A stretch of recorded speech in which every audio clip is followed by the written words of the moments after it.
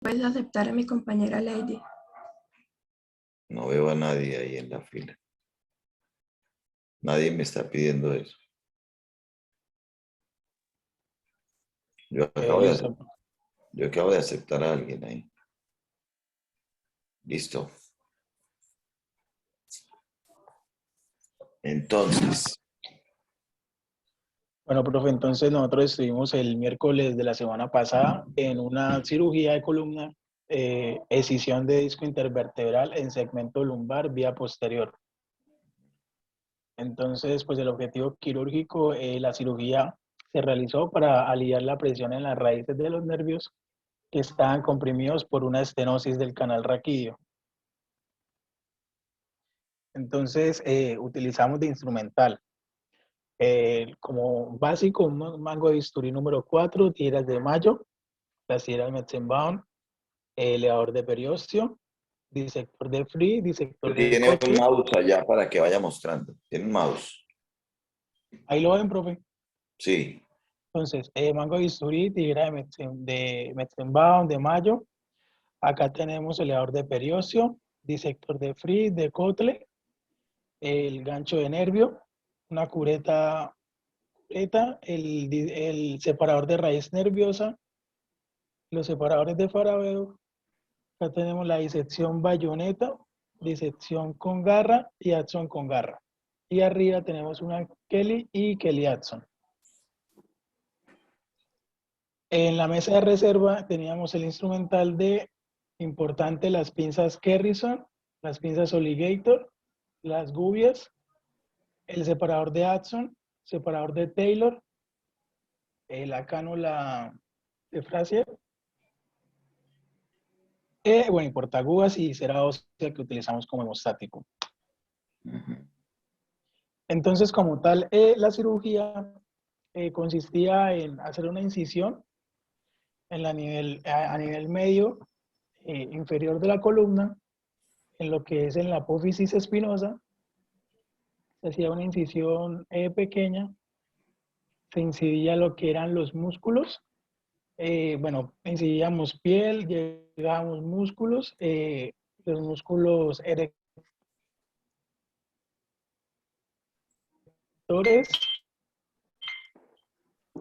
se divulsionaban como tal las apófisis espinosas de la vértebra. Lo que visualizábamos, las apófisis espinosas, pues con el separador Adson autoestático nos ayudaba pues bastante a lo que es la exposición. A lo que llegamos a la apófisis se cambiaba al microscopio quirúrgico. Una vez con el microscopio quirúrgico montado ya en la cirugía, el doctor empezaba con las pinzas Kerrison como a diseccionar la lámina que protege las vértebras para posteriormente el ligamento amarillo también diseccionarlo y cómo liberar lo que es la compresión que estaba causando este canal raquídeo sobre los nervios espinales que le estaban causando al paciente pues un dolor.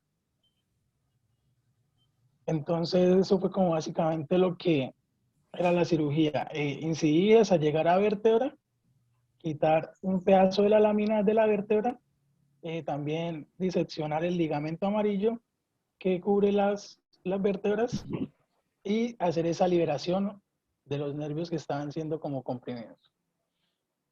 En estas imágenes, bueno, pues acá se ve como con bastante sangre. En esta última ya se ve como un poquito más despejada lo que es esta parte. Acá es donde se hizo la laminectomía y se hizo la liberación de los nervios. Estas son las únicas imágenes así que pudimos tomar con el doctor con el microscopio quirúrgico. Entonces eso hace... ¿Dónde está ahí el separador? ¿Dónde está el separador de Taylor? ¿Y qué hace El ese separador separador? de Taylor es para separar, profe, lo que es los músculos de la cavidad como de la espalda. Nosotros pues en lo que yo estuve de cirugía, profe, no utilizamos el separador de Taylor como tal, sino utilizamos el de Adson, autoestático. No, totalmente el separador de Taylor, obvio. Separador que está acá. ¿Ve mi mouse? No, profe.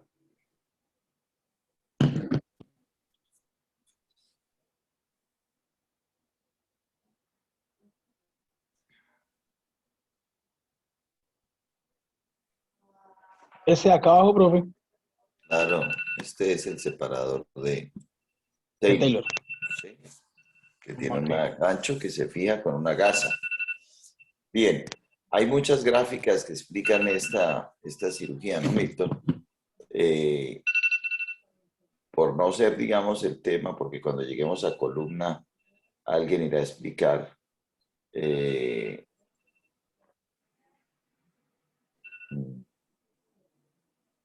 con más detalle lo que usted acabó de decir. La idea en estas exposiciones de cuando ustedes entran es obviamente tratar de mostrar en la práctica las cosas que usamos. El que explica obviamente tiene que tratar de hacer la mejor exposición posible para esos 5 minutos. Digamos que mucho de lo que expuso Milton ahí, pues la gente no lo puede entender porque lo explicó sobre un corte sagital, la visión que uno tiene es diferente y hay muchísimas gráficas y cosas de esas donde más o menos uno puede entender cómo es el abordaje exactamente, pero de todas maneras lo felicito por, aunque sea tener preparado y tener la intención de explicar lo que usted vio.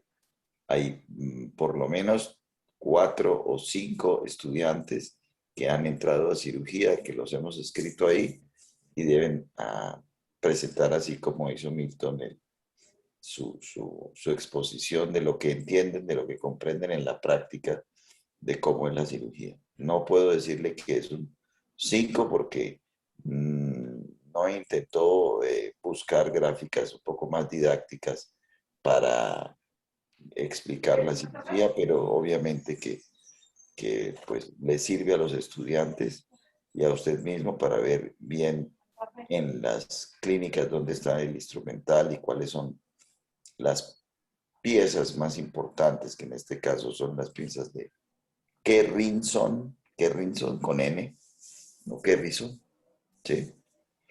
El Taylor, las Obligator, y como en la medida en que otro vaya entrando nos irá ampliando el conocimiento. Muchas gracias, Arley. Listo, profe.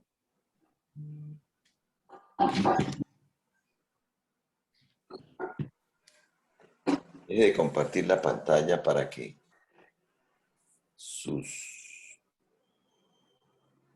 compañeras expliquen otras cosas.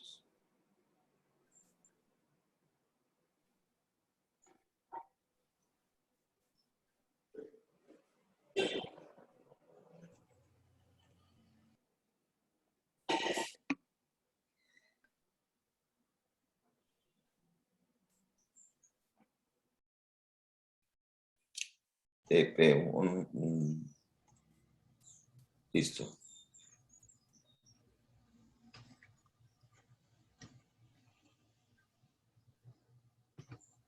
Milton. Arley. Dígame, profe, sí, señor. Entonces, como le dije lo de las gráficas, usted se va a conseguir para la siguiente sesión, en 2 minutos, va más o menos a explicar cómo es la cirugía. ¿Sí? Usted Listo, profe. busque dónde, cómo se hace, cómo se pone el Taylor, cómo se hace la disección, ¿sí? Separador de Adson. No recuerdo si lo usamos o no, quizá al principio, para la piel, pero de ninguna manera es el separador apropiado para eso. Y cómo Listo, es el profe. abordaje posterior, cómo es eso hay mucho. Ahí Listo. está un video de Gabriel Vargas en YouTube explicando la cirugía. Si entra a mi página, ya lo encuentro. Bueno, profe. Bueno, buenos días. Hoy mi compañera Lady Gutiérrez y mi persona Daniela Jiménez vamos a explicar el tema de traumatismo cráneoencefálico.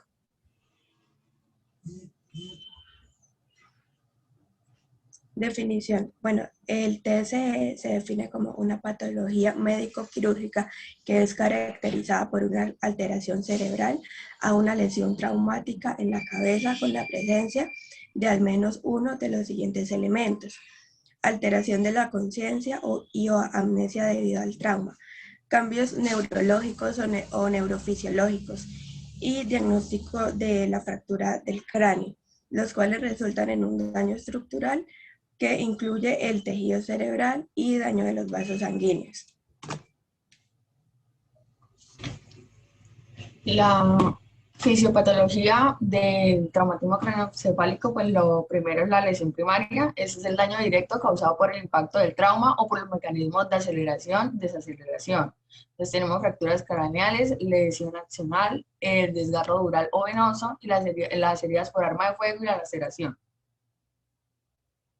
Como segundo, tenemos la lesión secundaria, que se desarrolla como consecuencia de la injuria primaria, que es un daño posterior debido a una lesión primaria. Ese es el aumento de la presión intracraneal, la isquemia, el edema cerebral, la hipoxemia, las convulsiones, el hematoma subdural o epidural. Y tercero, tenemos la lesión terciaria, que es la expresión tardía de los daños progresivos o no ocasionados por la lesión primaria y secundaria con necrosis, que produce los eventos de neurodegeneración y la encefalomalacia de deteriorado retardado. Pues acá tenemos la apoptosis. Lady, un momentico, devuelva a su primera diapositiva, por favor. Es ahí. Explíqueme un poquito más ese cuento de lesión primaria. ¿Cómo es que es eso? Digamos que el concepto de lesión primaria, ¿qué es? La lesión primaria es lo que primero ocurre como en el momento del trauma, ya sea una fractura, lesión, un desgarro, heridas o la laceración. Es como el impacto por primera vez que se ocasiona en el traumatismo. Y después de todas estas fracturas, lesiones o estas patologías que se ocasionan en la lesión primaria del trauma, pueden ocasionar lesiones secundarias, que son pues, las que posteriormente ocurren. Sí, lo que tenemos, a ver, vamos a ver si alguien de medicina nos amplía un poquito más cómo es el cuento de lesión primaria. ¿Alguien de medicina puede complementar?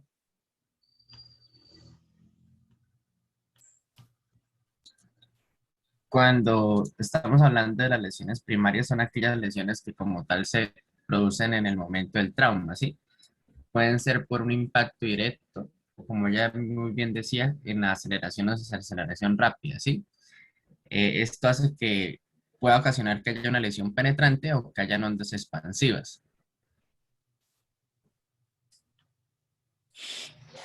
Entonces, la lesión primaria es la lesión como consecuencia directa del impacto inicial, lo que pasa en el momento exacto de esa fuerza mecánica. No me gustó mucho la definición que ponen allá. Pase la primera diapositiva, vamos a la definición. A ver si será verdad esa definición. Sí, que dice que es una patología médico-quirúrgica caracterizada por alteración cerebral a una lesión traumática en la cabeza con la presencia de o alteración de la conciencia o amnesia o cambios neurológicos o fisiológicos o diagnóstico de fractura. No necesariamente tiene que hacer alguna de esas tres cosas, porque para eso existe un trauma leve que no ocasiona nada de eso. ¿Sí? Simplemente el trauma craneoencefálico es una alteración o una situación producida por el efecto de, digamos, injurias mecánicas hacia la región de la cabeza, que puede que ocasionen o no esas cosas que ustedes están diciendo ahí. Puede que ocasionen o no, ¿cierto? Ya la severidad la van a comentar ustedes. Y pasemos a la segunda, esta. Entonces ahí las lesiones del impacto directo van, si yo lo digo de afuera hacia adentro, lesiones en el cuero cabelludo que me definen si estoy en un trauma cerrado o abierto. Entonces, el cuero cabelludo es el que me dice, ¿esto es un trauma cerrado o es un trauma abierto? Si tengo lesión de cuero cabelludo, ya estoy en un trauma abierto y eso me pone en el escenario del riesgo de infección, la herida del cuero cabelludo. Si no tengo herida de cuero cabelludo, estoy ante un trauma cerrado. Y luego viene el cráneo, si hay una fractura de cráneo. Después del cráneo viene si hay o no lesión de la dura, es decir, ahí tengo lesiones o fístulas de líquido cefalorraquídeo por lesión de la dura madre. Y luego ya vienen los impactos directos en el encéfalo. Hay algunos de esos impactos que son lesiones primarias que ocurren de una vez y hay otros que son tardíos, como los hematomas, que se consideran tardíos. Los hematomas epidural, subdural, todo eso se consideran más lesiones secundarias que primarias. La laceración, por ejemplo, como lo dicen ahí, sí es una consecuencia directa de una vez. Implica lesiones de la pía madre, que son las que se denominan laceraciones. Bien, sigamos allá donde iba lesión secundaria, terciaria, y voy a hablar de la clasificación. Perdona un momentico, la lesión secundaria. En la diapositiva, bueno, y esta lesión secundaria, pues es la consecuencia del paso del tiempo. Y en el paso del tiempo ocurren situaciones que son prevenibles y otras situaciones que no son prevenibles. Es decir, que se pueden desarrollar y uno no tiene la capacidad de intervenir. Entonces, uno es el aumento de la presión intracraneana en la que yo puedo intervenir. El otro es la isquemia en la que se puede intervenir y yo debo tener la precaución de mantener al paciente bien perfundido para evitar esa isquemia. El otro es la hipoxemia y yo tengo que tener la capacidad de mantener al paciente bien oxigenado para prevenir una lesión secundaria como consecuencia de hipoxemia. Y esas dos consecuencias, la isquemia y la hipoxemia, son quizá las intervenciones más apropiadas que hace un médico. Los médicos lo que hacen es, yo siempre pongo en las diapositivas esta frase que dice, gracias por perfundir y oxigenar el cerebro. ¿Sí? Porque esa es la mayor intervención que hace el médico general que está en la atención de urgencias, ¿cierto? Prevenir esa isquemia y esa hipoxemia, haciendo que la presión arterial sea apropiada y haciendo que le llegue oxígeno al cerebro. En principio general, debe mantener una presión arterial de oxígeno mayor de 60 milímetros de mercurio o una saturación de más del 90% y una presión arterial, según la evidencia, media de 90 milímetros de mercurio, como mínimo una sistólica de 90. Entonces, todas las acciones del médico en urgencias están dirigidas a esas dos condiciones, mientras que las acciones de instrumentación están en el quirófano, en donde hacemos intervenciones para drenar hematomas, como está ahí, manejar la hipertensión endocraneana. Entonces, el rol de cada una de estas dos especialidades está definido para esta patología. Sigamos.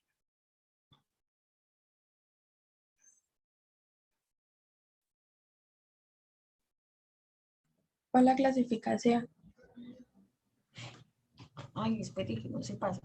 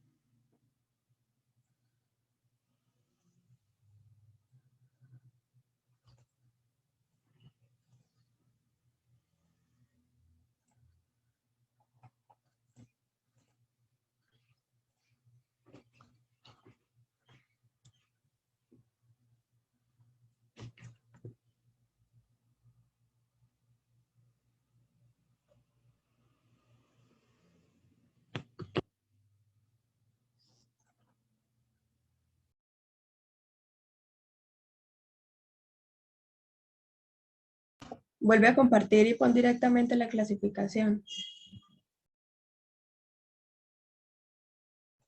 Ay, eso hice, pero que un momento. Perdón.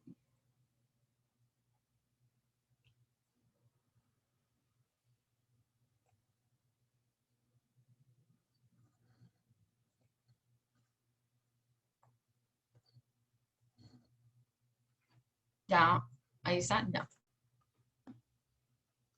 Bueno, la clasificación del trauma cráneoencefálico, esta clasificación se realiza teniendo en cuenta el nivel de conciencia medido según la escala de Glasgow. Esta escala de Glasgow es una escala de aplicación neurológica que permite medir el nivel de conciencia de una persona. Y esa exploración neurológica de un paciente, pues es lo primero que se debe realizar cuando un paciente con trauma llega a urgencias. Entonces, aquí está la clasificación según la escala de Glasgow. Esta escala pues establece una puntuación basada en la capacidad del paciente para abrir los ojos, para hablar claramente con el personal de salud pues, que lo está evaluando y la capacidad de mover activamente sus 4 extremidades. El puntaje total de la escala va de 3 a 15 puntos. Los casos de traumatismo craneoencefálico más severos tienen un puntaje bajo en esta escala entre 3 y 8 puntos. Los traumatismos craneoencefálicos entre 9 y 12 puntos se denominan moderados y pues ya entre 13 y 15 puntos pues son leves. Acá tenemos la escala y están los criterios y la puntuación. Entonces, acá está un ejemplo 15, es normal. ¿Qué daría 15? Que el paciente tenga una respuesta ocular espontánea, se le da 4 puntos, que tenga una respuesta verbal que sea orientada, que son 5 puntos, y una respuesta motora, pues que obedezca las órdenes, 6 puntos. Eso daría un total, un ejemplo de 15 puntos, sería normal. Si el paciente tiene unos estímulos, una respuesta ocular a estímulos, no sé, al dolor, por ejemplo, solo se le darían 2 puntos. Una respuesta verbal con sonidos incomprensibles, 2 puntos, ahí ya van 4. Y una respuesta motora, un ejemplo solamente, o sea, extensión anormal, serían 2 puntos, serían 6 puntos, quiere decir pues que el paciente tiene gravedad, ya que menor a 9 puntos, pues es gravedad. Y si el paciente solamente tiene un punto en cada criterio, pues estaría en un coma profundo. Estos son los criterios que maneja pues la escala de Glasgow y pues ahí está su puntuación.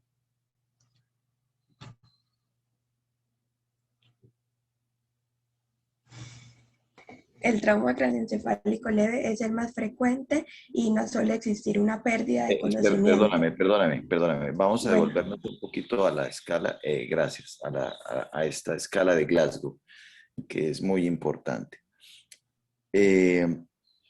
Para medicina, ¿cómo se mide la conciencia? ¿Cuántas clasificaciones ustedes conocen para medir el estado de conciencia de una persona?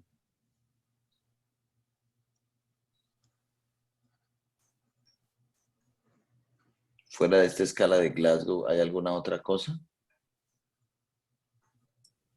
Hay una llamada FOR que es como mucho más completa, que evalúa también los reflejos del ojo o del tronco y es más extensa.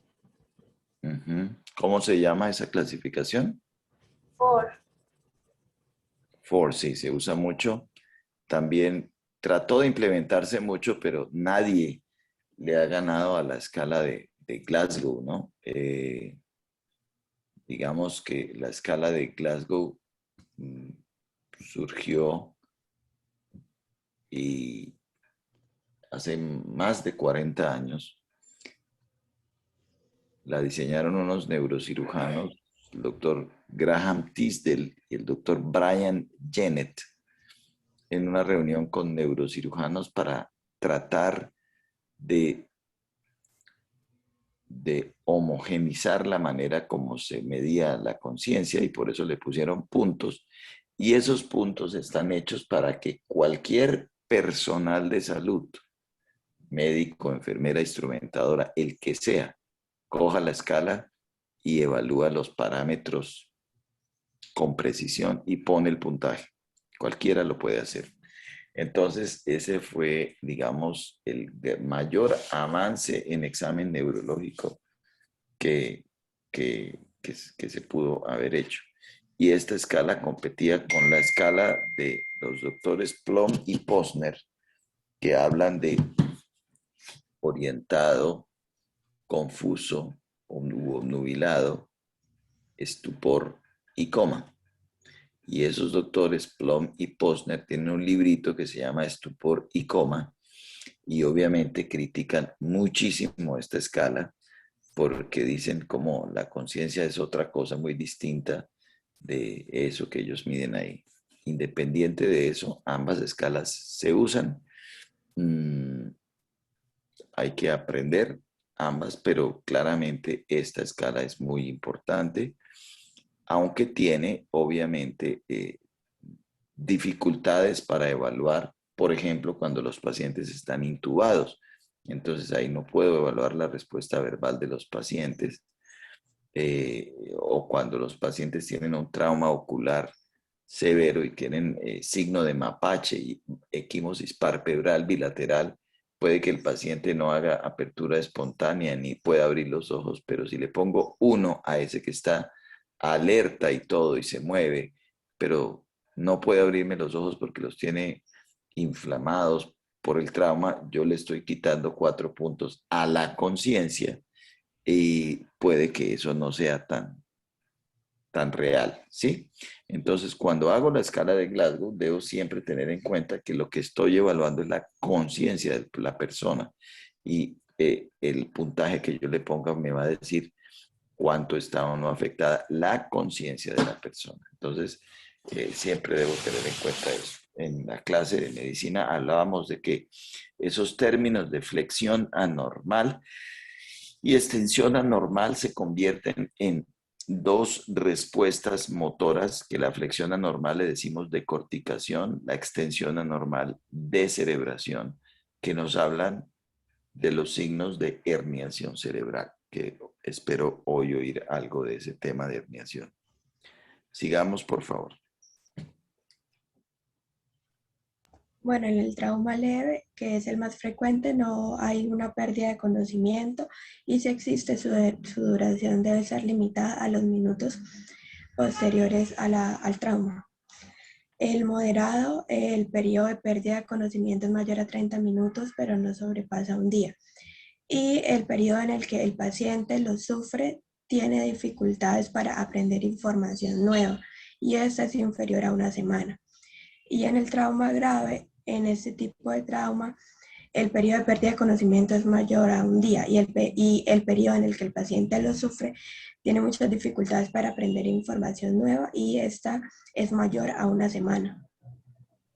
Siempre que hablamos de esta clasificación, leve, moderado y severo, me gusta más el término severo que grave, ¿sí? Trauma encefálico severo es como decimos.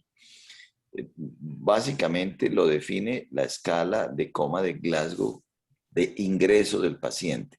Se llama escala o Glasgow de ingreso después de reanimación. Si el paciente tiene un shock, lo tengo que reanimar primero y luego hago un Glasgow y ese Glasgow con el que quedo después de mi reanimación es el que yo voy a poner como definición de si es leve, moderado o severo, que ya lo explicaron ahí, es de 13 a 15 leve, 9 a 12 moderado y de 3 a 8 severo.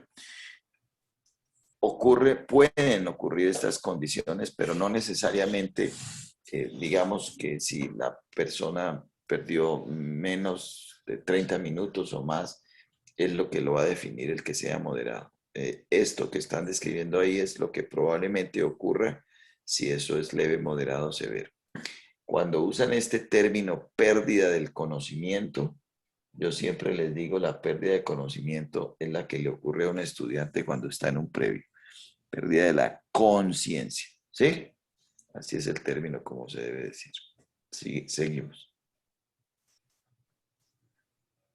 El manejo de urgencias según la guía de manejo de traumatismo craneoencefálico en Colombia, pues nos indica cuándo ir al hospital, que es cuando alguien ha sufrido un trauma craneoencefálico y necesita ir al hospital lo más pronto posible, especialmente si ocurre pues estas situaciones que vendrán siendo los síntomas. Pérdida del estado de conciencia, sangrado por los oídos, el golpe ocurrió durante un accidente de tránsito, caída de más de 1 metro de altura, la persona toma pues medicamentos que alteran la coagulación de la sangre. Después de un golpe, del golpe la persona tiene problemas para caminar, entender, hablar, leer o escribir. La persona convulsiona luego del golpe o hay problemas de la memoria después de que se haya golpeado. Perfecto. Bueno, lo primero que se debe hacer durante este proceso es que el personal encargado de trasladar al paciente, o sea, la ambulancia, llegue como al sitio donde ocurrió este trauma y procede a inmovilizarlo y ponerlo pues sobre una camilla. Luego se busca garantizar a través de sistemas de ventilación externa el paso de aire a través de la boca o la nariz hacia los pulmones. Y si es necesario, se debe reponer la pérdida de sangre con soluciones transitorias que ayudan a mantener la presión arterial. Estas soluciones se llaman líquidos endovenosos y se administran a través pues, de la vena del brazo del paciente. Puede ser la solución más usada es la solución salina normal al 0.9%. Y una vez se han realizado esos procedimientos, durante el transporte del paciente se debe llevar a un centro de urgencias para que lo atiendan los especialistas. ¿Cuál es el tratamiento médico que se les brinda pues, a los pacientes? Pues estos en la mayoría de los casos no requieren ningún tratamiento médico avanzado, simplemente observación dentro de la unidad de urgencias, descanso, administración de analgésicos comunes. Si la familia observa signos de alarma como los dolores de cabeza, los problemas con el habla y la comunicación, la náusea, vómito y adormecimiento, debe informar inmediatamente al médico o al personal de enfermería. Si esto sucede luego de la alta hospitalaria, se debe nuevamente acudir a una unidad de urgencias porque el paciente puede estar presentando un sangrado intracerebral. Para el trauma moderado a severo, los pacientes requieren una hospitalización y supervisión médica mucho más prolongada. Si hay fractura de cráneo con desplazamiento, el hueso, pues el paciente necesita cirugía para sacar algún coágulo de la sangre para reparar esta fractura. Por heridas producidas por proyectiles de armas de fuego u otros objetos penetrantes, los médicos deben operar para limpiar esta herida y retirar el objeto o las partes que se encuentren dentro del cerebro. Y si hay un sangrado interno, por ejemplo, un hematoma, el cerebro se inflama y puede llegar a producir una hipertensión. Entonces se debe tratar quirúrgicamente y con solución salina hipertónica al 3% o al 0.75 o con manitol al 20%. Y para los traumas craneoencefálicos severos, generalmente los pacientes requieren un apoyo para respirar a través de una máquina que les aporta oxígeno. Y pues esto se hace asociando una administración de medicamentos denominados sedantes y uno de los más usados es el midazolam. Este también puede usarse, para esto también puede usarse otro sedante llamado propofol. Si este proceso dura varios días, algunos pacientes necesitan que se les practique una traqueostomía para continuar con esta ventilación por periodos más largos de tiempo. En algunos casos, y a pesar pues, de los cuidados de los médicos, el paciente puede agravarse como consecuencia de la inflamación del déficit de control y las complicaciones que surgen después del daño cerebral. En esos manejos que ustedes colocaron, que son un resumen bueno de la guía o son tomados, digamos, de la guía de Colombia, es importante decir varias cosas. El papel del médico cuando hay una herida sucia, digámoslo así, abierta, es independiente de si el paciente va a ser o no llevado a quirófano. Debe limpiar esa herida y en lo posible suturarla, el cuero cabelludo, si el paciente va a ser enviado a otro lugar. Sí, si yo estoy en el mismo hospital donde el neurocirujano va a operar, pues no tengo que cerrar el cuero cabelludo. Pero si voy a remitir el paciente, es muy importante que la herida sea lavada y así haya exposición de masa encefálica, lo que sea que yo esté viendo ahí. Lavo bien la herida y cierro la herida de cuero cabelludo porque disminuye el riesgo de infección. Y esto que nos están mostrando acá de traqueostomía es como el escenario habitual en muchísimas ocasiones cuando los pacientes duran hospitalizados por largos tiempos. La tráquea entra en estenosis y es necesario entonces practicar este procedimiento que se llama traqueostomía. La mayoría de pacientes que están con trauma severo estarán en la unidad de cuidado intensivo sí o sí. Es decir, siempre que tengo un paciente que tiene un Glasgow de menor de 9, debo buscar una unidad de cuidado intensivo, ya sea por remisión o si estoy en el hospital, buscarle la UCI. Y defino si el paciente lo va a llevar a cirugía o lo remito a la unidad de cuidado intensivo, y esa definición se hace con los hallazgos clínicos y con los hallazgos de la escanografía cerebral. Sigamos a ver. Lesiones específicas ocasionadas por el trauma cráneoencefálico. Bueno, tenemos los hematomas, que son las colecciones de sangre dentro o alrededor del encéfalo. Son 3 tipos de hematomas. El epidural, que son acumulaciones de sangre entre el encéfalo y la dura madre. Y ese hematoma epidural se debe a una hemorragia arterial por la lesión de la arteria meningea media.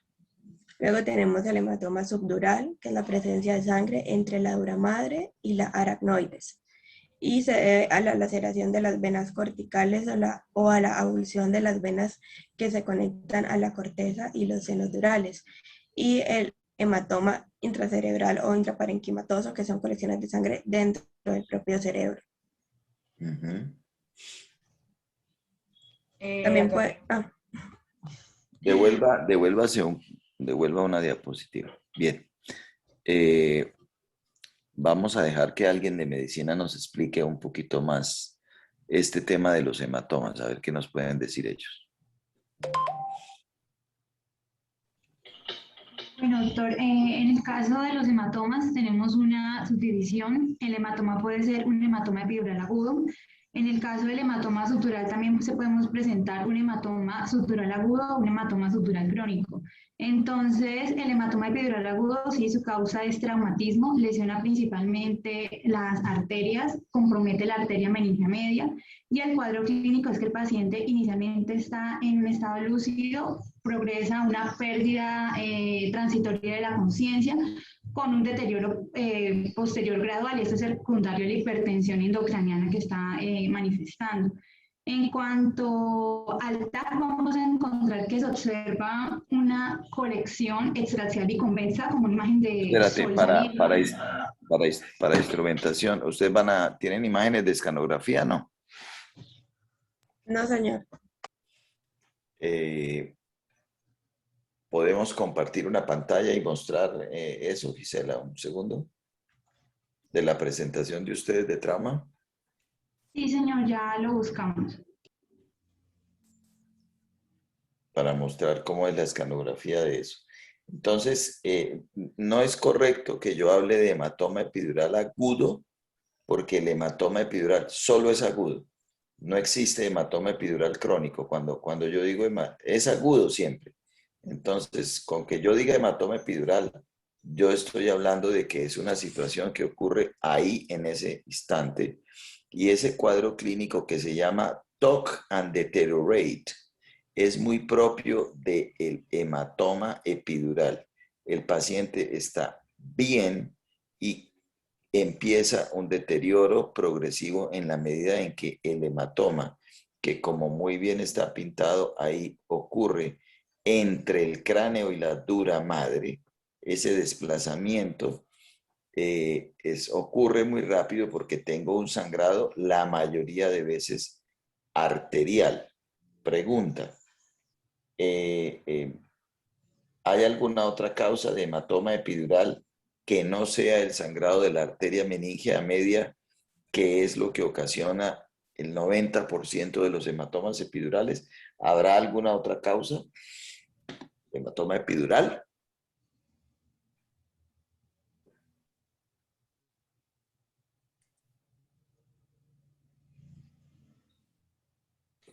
Dejemos de compartir esta pantalla para que en medicina pongan un momentico si ellos tienen imágenes. No sé si ustedes en su presentación tienen imágenes, Gisela, de trauma. Ok.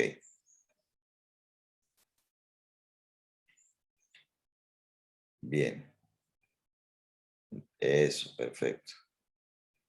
Entonces, léame esa escanografía y medicina e instrumentación deben aprender a mirar la escanografía.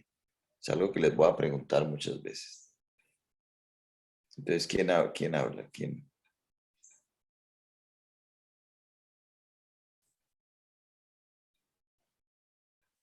¿Cuál es la característica de la imagen de un hematoma epidural, de un subdural, de eso? ¿Cómo es?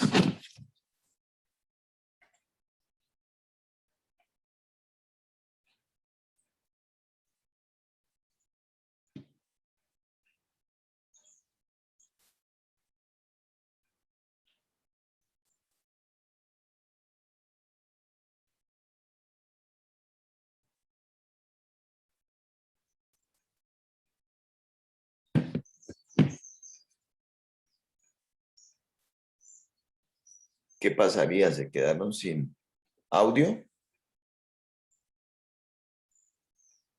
Tienen el micrófono apagado. ¿Quién está hablando?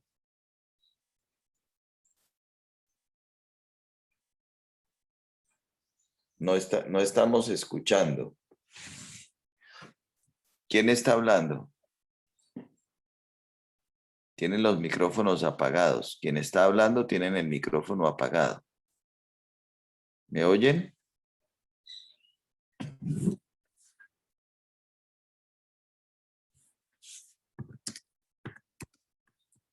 Sí, señor, qué pena. Internet, problemas de conexión. ¿Pueden Ya. devolver la imagen, por favor?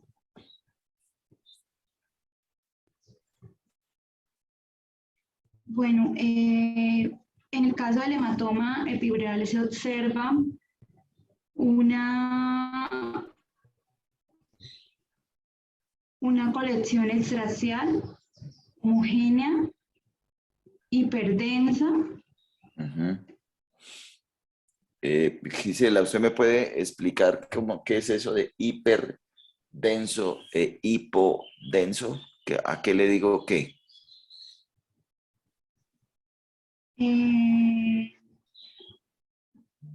En el caso de la hipodensidad, sería todo hiper, es lo que se ve de color blanco.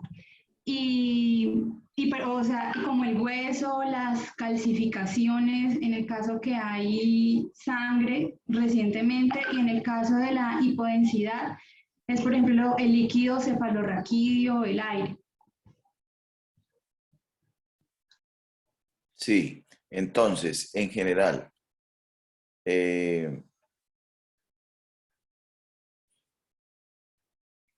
ustedes deben recordar lo siguiente. Cuando hablo de escanografía, hablo de densidades. Densidades. Cuando hablo de resonancia, hablo de intensidades. Escanografía, entonces yo hablo de la densidad. Y en general, el cerebro, la densidad del cerebro, si alguien tiene un mouse para mostrarlo allá, el cerebro, le digo a eso, a lo que se parece al cerebro, isodenso. Mientras que lo blanco es hiperdenso. Lo más blanco que tengo en el TAC es el hueso, ¿sí? El hueso. Un hematoma agudo es blanco, como ese que está ahí, ¿sí? Entonces, cuando veo que algo es hiperdenso en el TAC, digo que es algo agudo. En un TAC simple, ¿no es cierto? En una escanografía cerebral simple. El líquido cefalorraquídeo, que es negro, le digo hipodenso.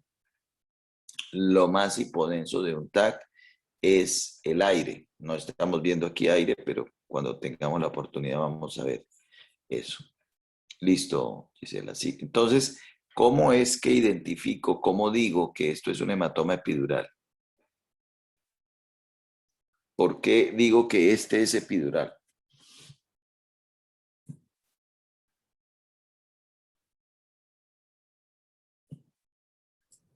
Por su forma de lente. Entonces, dice que tiene forma de lente biconvexo. Otra característica es que usualmente está solo en una sutura, digamos que normalmente o es frontal, o es temporal, o es occipital, pero no se extiende como se extiende un subdural, ¿no? Esa es otra característica del hematoma epidural. Recordar que es sangrado arterial la mayoría, por sangrado de la arteria meningea media, que es la arteria que está irrigando las meninges por fuera o la dura madre, ¿cierto? Y que normalmente esta arteria se rompe como consecuencia de una fractura. Entonces, casi siempre me debo fijar si el paciente tiene o no fractura en los estudios porque tiene riesgo de tener hematoma epidural y esa es la mayor importancia de detectar la fractura, no tanto que la fractura le ocasione per se algo al paciente como que la fractura ocasiona una ruptura de la arteria meningea media. Pero yo pregunté, y bueno, y si no es por un sangrado de arteria meningea media, ¿por qué otra razón puede haber hematoma epidural? Por fractura de cráneo. Que ocasione que en una fractura, ¿cómo se ocasiona un epidural? Sangra el díploe. Entonces recuerden ustedes que el cráneo tiene una tabla externa, una tabla interna y en la mitad está el díploe. El díploe es vascularizado y si tengo una fractura diastazada, muy separada, puede haber sangrado por el díploe y ocasionarse un hematoma epidural que puede ser tan grande que me lleve al paciente a cirugía. Pregunta para instrumentación. Si tengo un hematoma ocasionado por sangrado del díploe, ¿cuál es la solución a esa situación? Para instrumentación. Entro a cirugía, dreno el hematoma, pero ¿qué otra cosa tengo que hacer?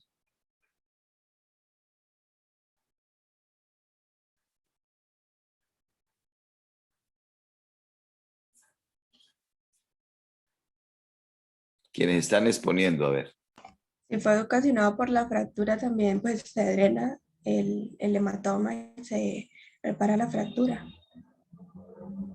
Pero ¿cómo qué hago? Que si tengo un sangrado del díploe, ¿eso cómo se corrige?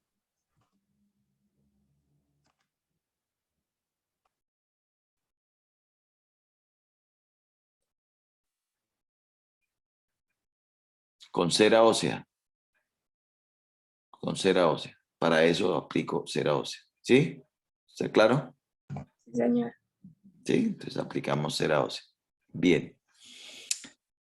Cuando hablo de fracturas, señores de medicina y de instrumentación, ¿hay alguna fractura que yo deba operar sí o sí?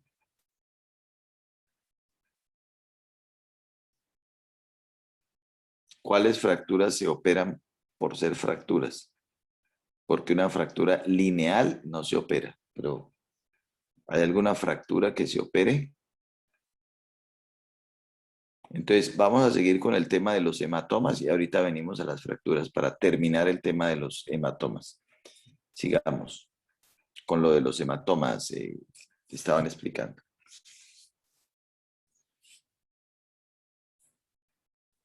No, medicina. Medicina estaba explicando epidural, iba a hablar de otros hematomas. y del hallazgo en el TAC.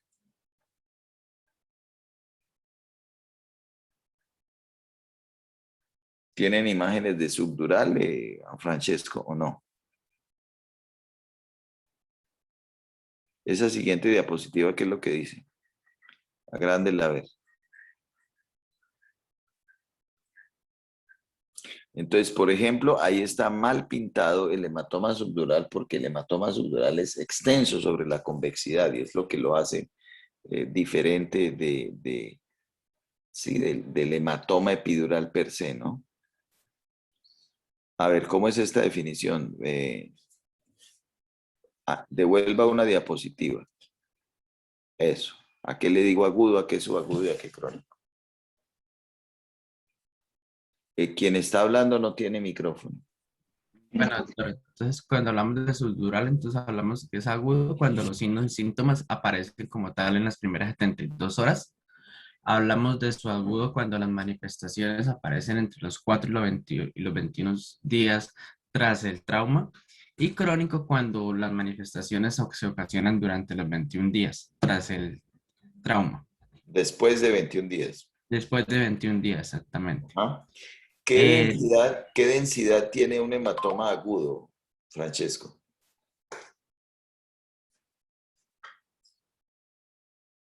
¿Qué densidad tiene? Hiperdensa, doctor. Hiperdenso. Un subagudo.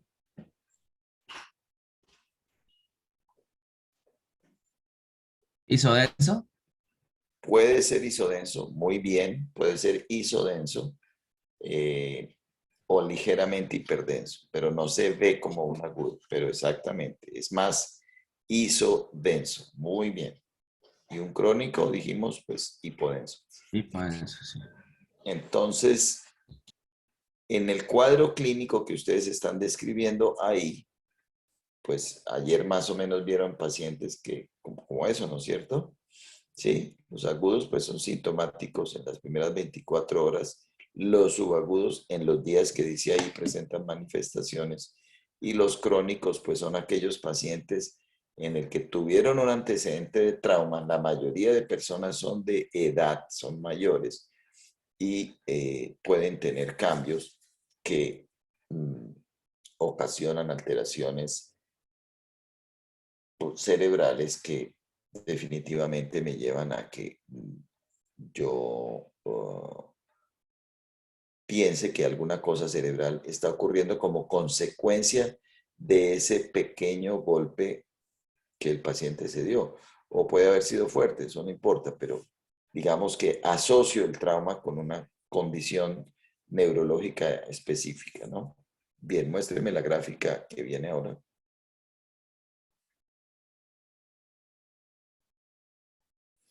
Exacto. Entonces, ¿qué característica tiene? ¿Cómo es esto?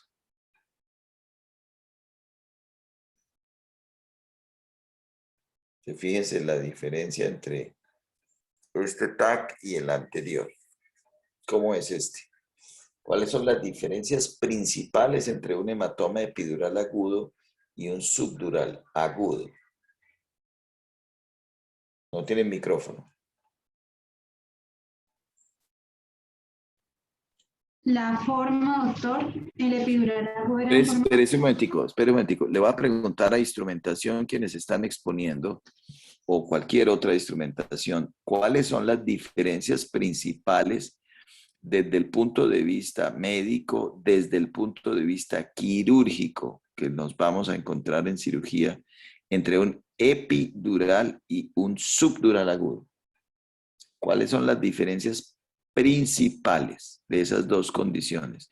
En su exposición lo explican de alguna manera quienes están hablando, ¿o no?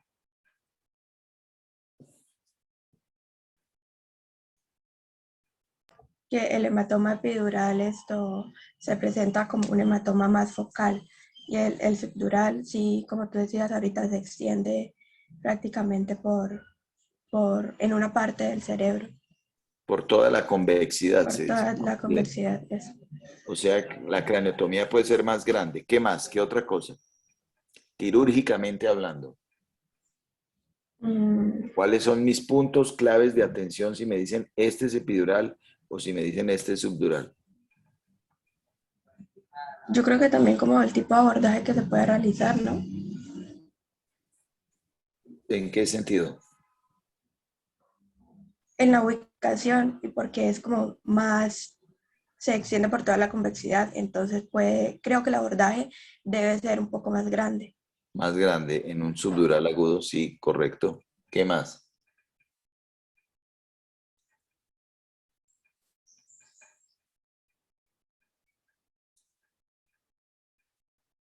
Alguien de instrumentación, ¿qué más se le ocurre?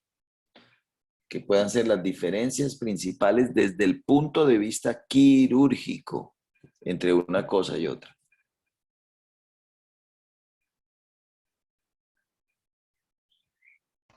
No sé. Se me ocurre como la forma de drenarlo se debe entrenar de diferente manera. ¿Por qué? A ver, ¿cómo es? Profe, porque No es sé. entre la duramadre y la aracnoides. También se Oh, abren como más, se deben, entre uno y otro se debe abrir más, o sea, más las meninges.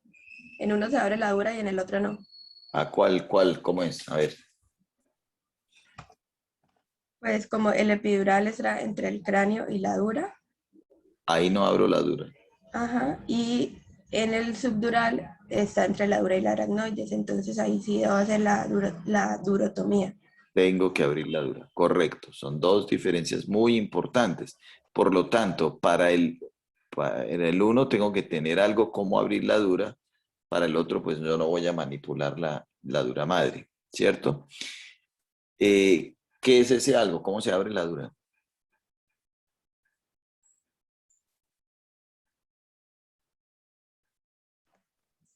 Con bisturí. ¿Quién ha visto cómo se abre la dura? Instrumentación. Profe, se abre como en forma de, como de estrella. Puedo abrirlo como en forma de estrella, si es una posibilidad. ¿Qué utilizo para abrir la dura madre? Profe, ¿no es mango 17 hoja? 7 con hoja 15. Hoja 15, muy bien. Y apenas abro la dura con la hoja 15, ¿qué debo hacer?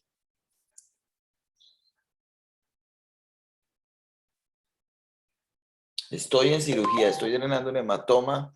Está instrumentándome. ¿Quién? ¿A quién podemos instrumentar?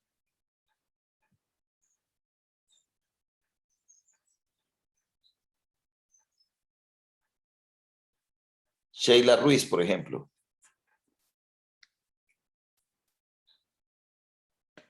Sheila, ¿me oye? Conteste, cambio. Señor. ¿Está aquí presente? Sí, señor. ¿Usted de instrumentación? Sí, señor. Bien. Entonces, estamos operando, usted me está instrumentando, le pido el bisturí 15, incido la dura, ¿y usted qué me va a pasar ahí? En ese instante.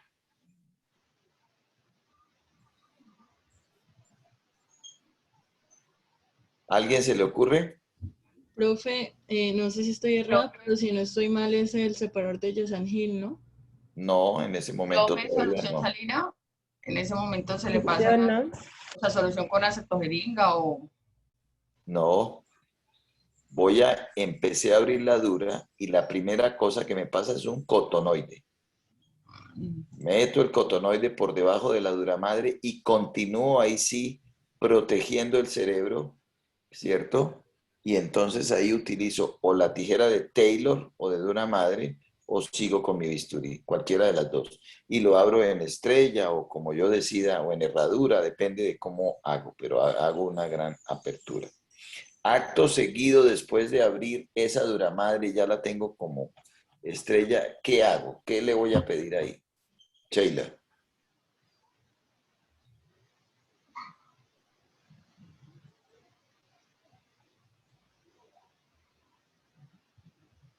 Valentina Meneses.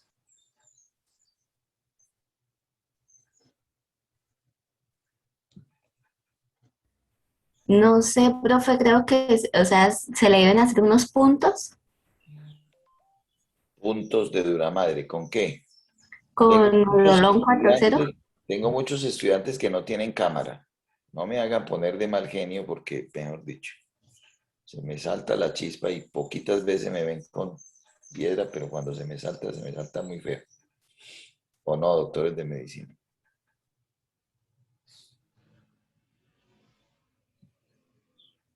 Entonces pido puntos de Duramadre, ¿que es con qué? Con Neurolón 4 ceros.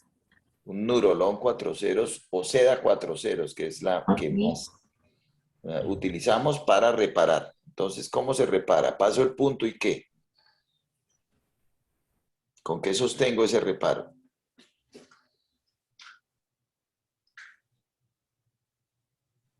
Wilson Orozco, no lo veo. ¿Cómo paso ese reparo?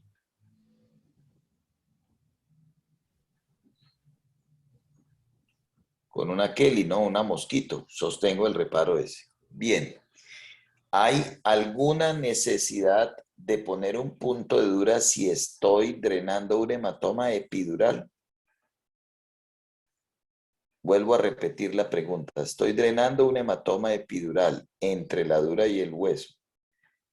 ¿Creen ustedes que sea necesario un punto de dura madre para algo? No, profe. No. ¿Todos creen que no?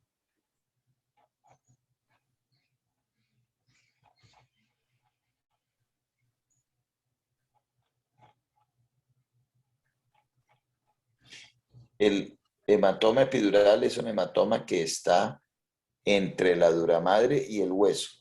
Si tenemos un hematoma como el que nos mostraron en la gráfica los estudiantes de medicina, pongamos la anterior diapositiva, Francesco, la del epidural. Correcto. Imagínense este escenario. ¿Dónde está la dura madre cuando dreno el hematoma? ¿Dónde queda la dura madre? Muéstremela, Francesco, usted. ¿Dónde quedaría la dura madre cuando dreno? Borde de la dura.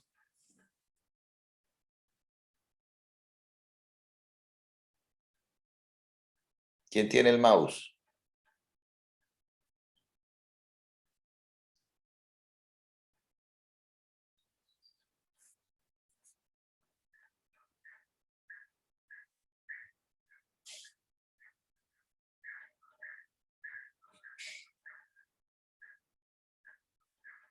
Exacto, ese es el límite de la dura.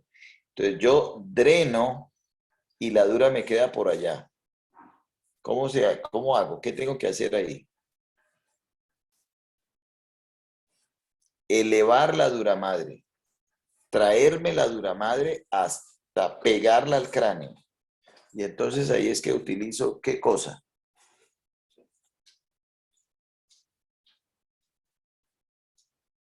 ¿Cómo se llama el punto de tracción de la dura madre? ¿Cómo se llama?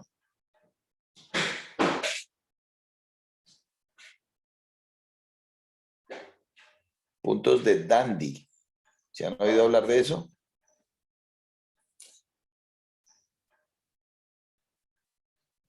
¿Han oído hablar de eso? Puntos de Dandy, los de instrumentación.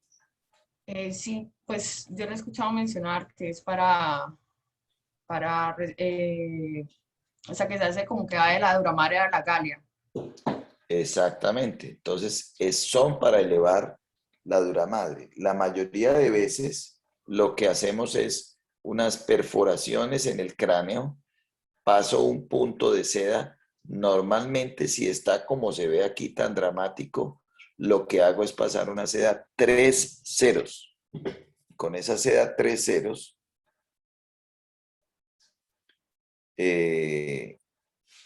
tracciono la dura madre hacia el hueso. ¿Sí?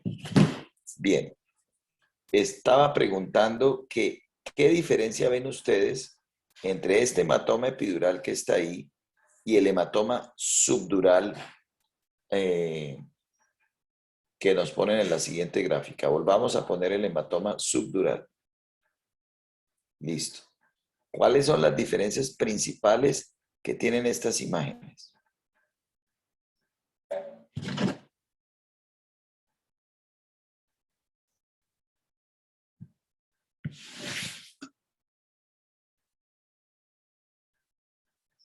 ¿Cuál es? Medicina. En cuanto al epidural, pues tiene la forma de lente, en cambio el subdural tiene la forma de semiluna. Sí. ¿Qué más? No está limitada por la dura madre, por eso puede como pasar entre los surcos cerebrales. Ok, correcto. ¿Qué más? Si no estoy mal, creo que está en el espacio subaracnoideo. No, está por encima del espacio subaracnoideo. Pero si yo veo estas dos imágenes, ¿cuál me parece que es la cosa más relevante que hay entre el uno y el otro? Ponga, Giuseppe, para allá y para acá. Profe, que hay como una Creo que compresión. la presión que le hace al cerebro. La presión A los que hace ventrículos. el Y, o sea, que subdural agudo. en la otra se ven los ventrículos y en esta pues Eso, alcanza a ver el exacto, ventrículo. exacto. Entonces, si yo estoy ante un hematoma subdural agudo, estoy ante una cosa gravísima, una desviación de la línea media impresionante frente al otro. Entonces, el pronóstico de un hematoma epidural es muy diferente de un hematoma subdural agudo. Cuando hacemos una cirugía del hematoma subdural agudo, estoy ante el escenario de un edema cerebral severo, una gran desviación de la línea media, y para nada corrijo al paciente solamente con drenar el hematoma. Tengo que hacer otras medidas de corrección del edema cerebral, mantener el paciente intubado en la unidad de cuidado intensivo, probablemente tenga que colocar un monitoreo de presión intracraneana, pasar un catéter al ventrículo para medir esa presión fuera del drenaje de este hematoma subdural. Entonces, la condición clínica del paciente con hematoma subdural agudo es muchísimo más grave que la de un epidural. Obviamente, si tengo un epidural que lleva mucho tiempo, pues ya tendré signos de herniación y todas esas complicaciones. Pero esa es la diferencia fundamental entre estos dos tipos de hematomas, la hipertensión endocraniana y el edema cerebral que ocasiona. Quitemos este gráfica, Giuseppe, y seguimos con la exposición de instrumentación.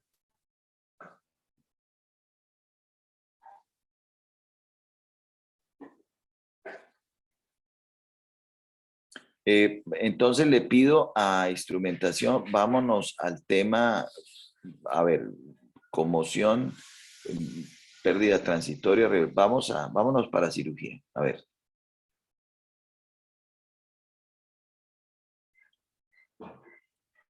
Bueno, cirugías más frecuentes que se dan cuando ocurre un trauma. El drenaje del hematoma epidural, que es el proceso que se realiza para drenar el hematoma o coágulo sanguíneo que se localiza en el espacio epidural. Indicaciones, pues ruptura de la pared de un vaso o la arteria meningia media. Entonces muchas veces tengo que coagularla, ¿no? Coagular esa arteria meningia media con el bipolar.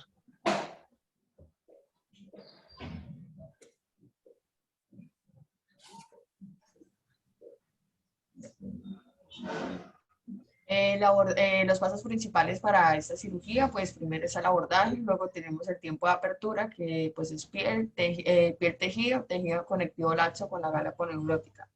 Luego tenemos el tiempo de apertura ósea, que se realiza un agujero de trepanación, luego la craneotomía osteoplástica, luego se hace la duotomía y la visualización del hematoma.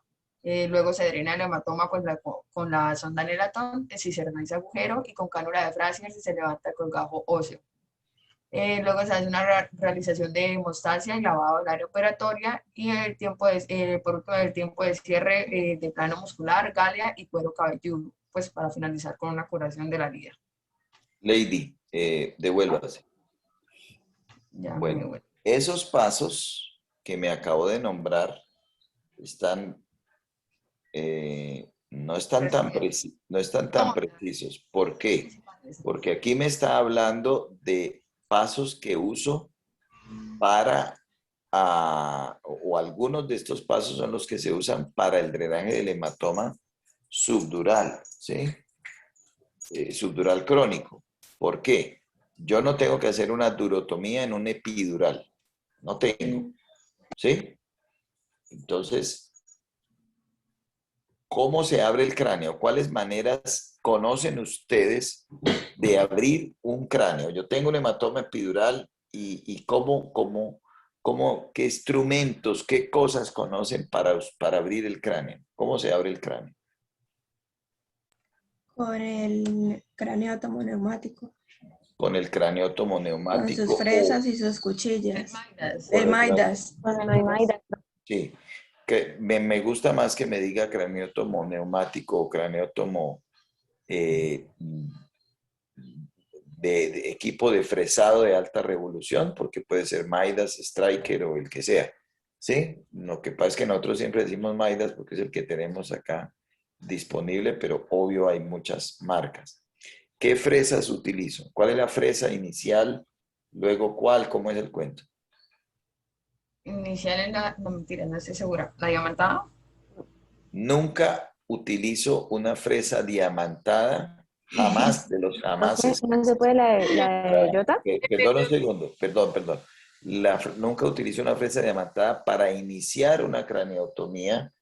¿Por qué? Porque la fresa diamantada, ¿cuándo la uso? ¿Para qué es esa fresa diamantada?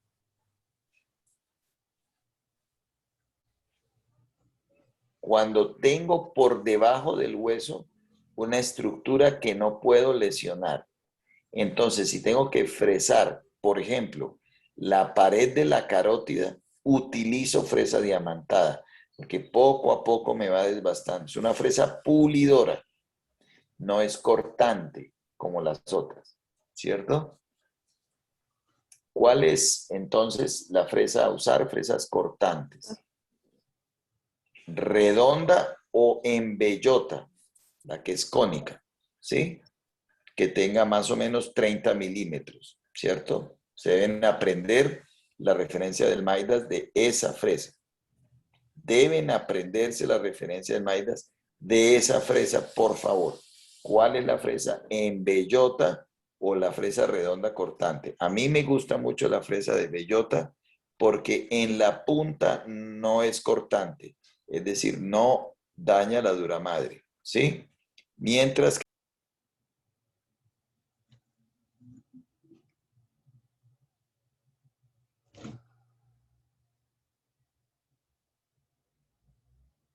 que bellota, ¿ustedes saben qué es una bellota? A propósito, ¿por qué se llama bellota?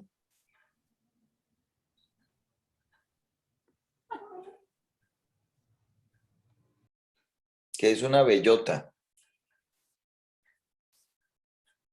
Lo que comen las ardillas. Lo que comen las ardillas, la ardilla de la era de hielo, esa vaina, eso es una bellota. Entonces la fresa de esa forma es la que se usa. Y la punta de esa bellota, me dice aquí mi mujer, recuerde esa película para que les diga cómo es la bellota. Entonces la punta de eso es lo que no, eso no corta. Por eso me gusta a mí, pero hay muchos cirujanos que les gusta la fresa redonda, 30 milímetros, se hace el agujero y ahí inicia. Luego, ¿qué hace? Hace el agujero y ¿qué pasa? ¿Qué hace? Bueno, se hacen los agujeros de la trepanación y se unen con la cuchilla. Si yo tengo un hematoma epidural, casi siempre hago 1 o 2 agujeros y uno rápidamente eso. ¿Sí? Muy rápidamente. Porque el paciente en realidad, acá en neurocirugía, tenemos tal como para ACV isquémico un tiempo de oro. ¿Cuál es el tiempo de oro entre el cambio de pronóstico de un paciente que tiene un hematoma intracerebral para drenar? Es decir, ¿cuánto es el tiempo que considero que es apropiado para drenar un hematoma? ¿Cuánto? Según la evidencia, según los estudios clínicos, que los hay para hematoma subdural agudo, no para epidural. Obviamente, cuanto antes mejor, ¿no? Si el paciente llega y el hematoma, pan, para arriba de una vez. Pero ¿cuál es el tiempo que se considera de oro? ¿Alguien sabe? ¿Medicina, instrumentación? Profe, 30 minutos. 30 minutos. ¿Alguien ha leído algo más?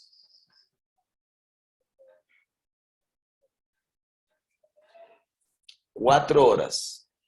4 horas. Se ha visto que si un hematoma subdural agudo, sobre todo, se drena en menos de 4 horas de ocurrido el evento, el pronóstico del paciente es mejor. De manera tal que para efectos prácticos yo siempre utilizo ese tiempo. Entonces, ¿qué pasa? Cuando el paciente llega y viene remitido de no sé dónde parte y lleva 2 horas, mientras le hacen el tag, le hicieron la historia, lo suben al quirófano, tal.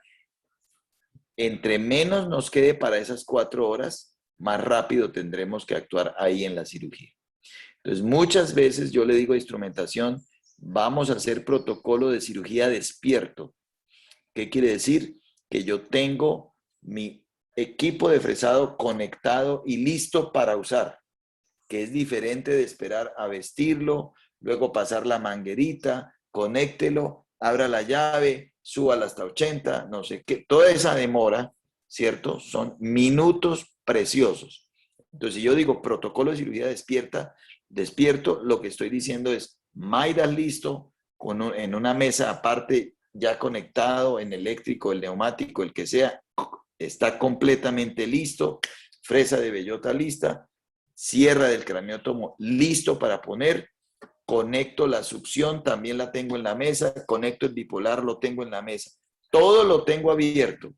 Me salto el protocolo de esperar que el paciente lo saquen de la sala para que yo empiece a listar y a abrir el paquete. Ya no se rompe ese protocolo, porque ahí está la vida del paciente por encima de esa otra condición. ¿Es correcto para instrumentación eso? Entonces, Sí, señor. eso lo digo yo. Ese es una cosa que yo uso.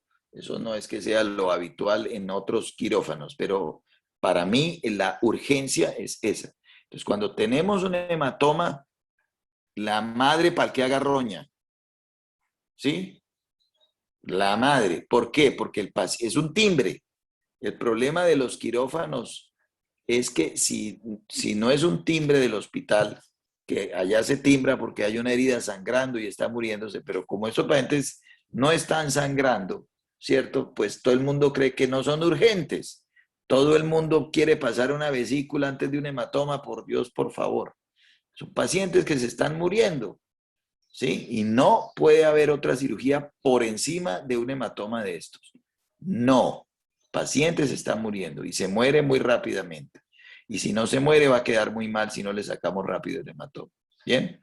Entonces, aquí me hicieron un revuelto de drenaje de hematoma epidural con drenaje de hematoma subdural. Durotomía y poner una sondita de Nelaton número 12 para drenar es para hematoma subdural crónico. Para hematoma epidural no tengo que abrir la dura, simplemente craneotomía, succión y puntos de Dandy. Esa es la cirugía. Se fuera. Coagulación de la meningia media si es necesario.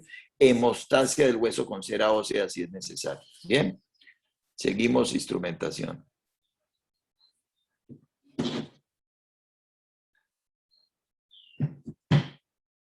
Ponga la gráfica anterior que puso allá, otra cirugía. Ahí. No, profe, es que era esa, o sea, el drenaje hematoma subdural agudo y crónico, y estos eran los pasos principales. Bueno, pero son muy diferentes. ¿Cómo se drena un hematoma subdural crónico? Ay, no sé. ¿O será la misma vaina? No, no debe ser lo mismo. Entonces, hematoma epidural agudo. Entonces, para ustedes, tienen que mostrarme, para la próxima clase tienen 5 minutos para mostrarme videos de hematoma epidural, hematoma subdural agudo, hematoma subdural crónico, ¿sí? Pero, básicamente es lo siguiente. Póngame la gráfica que tiene ahí la otra. Esa. Entonces, ahí estoy en un epidural agudo. Eso es un coágulo fuerte, bien formado. No hay ninguna manera que yo lo pueda sacar por un trepa, no tengo que hacer una craneotomía. Recuerden, craneotomía es hacer el colgajo y retirarlo y luego lo vuelvo a poner. Para un subdural crónico que es hipodenso, la consistencia de ese hematoma es líquida. Entonces yo solo con un orificio de trepanación, una durotomía y meter una sonda de Nelaton, dreno el hematoma y dejo un drenaje, ya sea a un equipo de venoclisis o a un guante. Entonces, si me dicen, voy a drenar un hematoma subdural crónico, alisto solo con qué hacer el trépano, no tengo que alistar la sierra del craneótomo y voy a abrir la dura, a meter una sonda de Nelaton número 12 allá para drenar, juego, lavo y dejo ese drenaje. Y un hematoma subdural agudo, lo que alisto de más fuera del epidural es cómo abrir la dura madre, ¿cierto? Con los puntos de dura y todo eso que dijimos. La hemostasia del subdural agudo también es muy complicada. Entonces ahí tendré que usar la mayoría de veces material hemostático. Gelfoan o Surgicel fibrilar o ese tipo de hemostáticos y muchísimas veces utilizamos Surgiflow. Muy bien.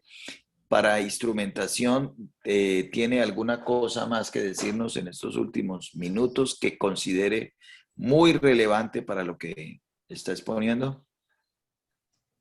Profe, pues nos faltó todo sobre la hipertensión endocranial y su manejo. A ver.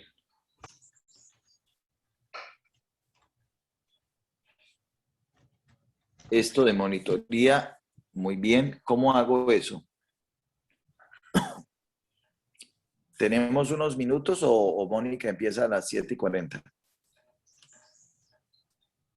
¿A qué hora lo citó Mónica? Ya nos da 10 minutos, profe, mientras tanto. Mientras ¿Cómo? José termina. Nos da 10 minutos mientras José termina. Entonces, Ya. Entonces, para monitoría de presión intracraneana, utilizo la colocación de este interventricular. Este drenaje, ¿cierto? Que se llama drenaje ventricular externo. Lo que voy a hacer es pasar un catéter ventricular y lo dejo a una bolsa de drenaje externa, ¿no es cierto? Tiene dos propósitos, medir la presión del cráneo o del cerebro y pasar el líquido cefalorraquídeo a esta bolsa, ¿no es cierto? Entonces, esa es la manera como normalmente se hace. También puedo colocar tornillos que hoy en día se utilizan mucho de fibra óptica que solamente pueden medir la presión y en ocasiones miden el oxígeno. Hoy en día no tenemos esta tecnología porque es excesivamente costoso. Durante mi residencia usábamos tornillos que eran muy fáciles de usar porque era poner un tornillo y abrir la aracnoides y ahí empezar la monitoría.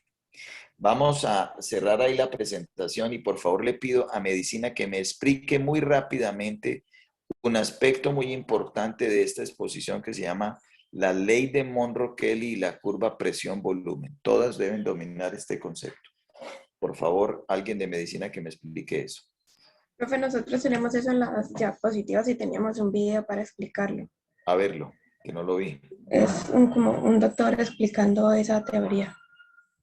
Un doctor explica, venga, le pongo a mis doctores de medicina que son más berracos que ese doctor. Bueno. A ver, doctores de medicina, explíquenme eso y pongan la gráfica que tenían ayer. Si algo le falta, usted me dice. Daniela. ¿Alguien de medicina está ahí que ponga la presentación? Rápidamente, tienen como 5 minutos para explicar ley de Monro-Kelly, curva presión-volumen, a ver cómo la entendieron y cómo la explican.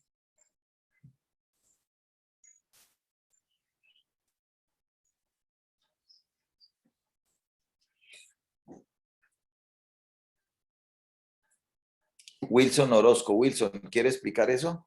A ver cómo lo entiende usted, pero que le pongan la diapositiva. Sí, señor, claro.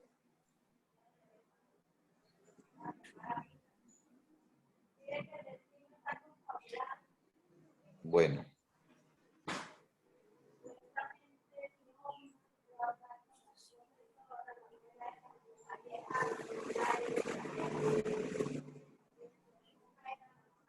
Bueno, en este diagrama nos van a explicar, nos hace una referencia de cómo está compuesto el cerebro, que está en su masa cerebral, líquido cefalorraquídeo y sangre.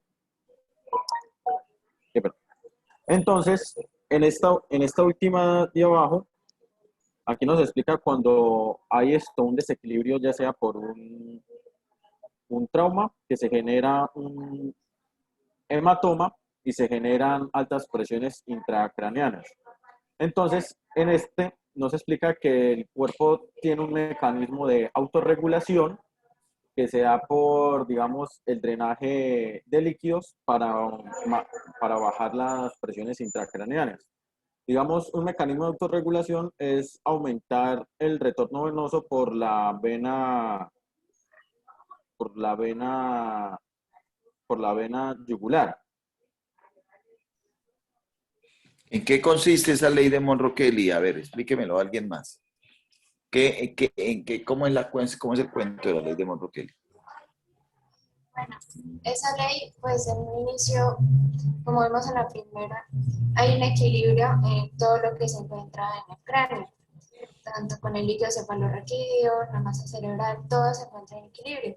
Cuando empieza a haber un efecto de masa, el cerebro va a intentar compensarlo sacando otras cosas, como líquido cefalorraquídeo, sangre, para poder mantener esa presión intracraneal como debe estar. Pero llega un punto en el que no es capaz de compensarlo y pues ahí ya empezamos a ver la sintomatología.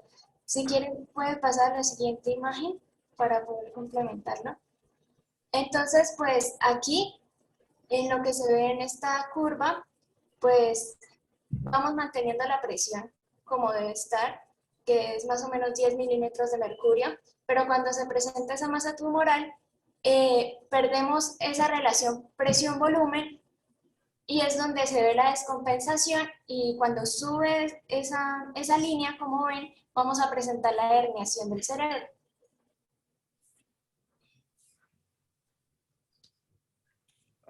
¿Alguien más quiere complementar otro concepto de esa curva? De la curva, deje la curva.